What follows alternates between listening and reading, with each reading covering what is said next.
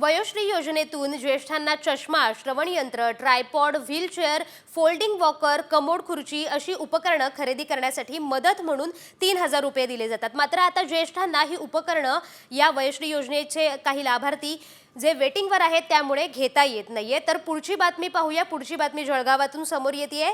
बातमी आहे जळगावातून जी ऐकून तळपायाची आग मस्तकात जाईल। कारण एका 70 वर्षाच्या जोडप्याला महापालिकेने घराबाहेर काढलंय।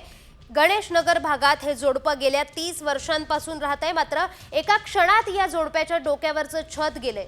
हे जोडपं राहत असलेली जागा एका खासगी व्यक्तीची आहे। त्या खासगी व्यक्तीच्या तक्रारीवरून कारवाई करण्यात आल्याचा दावा महापालिकेने केलाय। तर ही जागा महापालिकेची असल्याचा दावा वृद्ध जोडप्याने केलाय।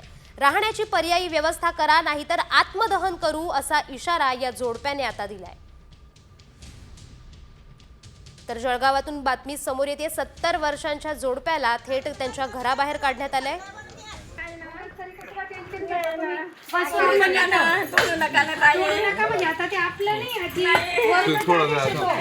अरे दादा नाही ना रे दादा, अरे दादा नाही ना भाऊ, भाऊ नाही ना ते बाईच्या मागे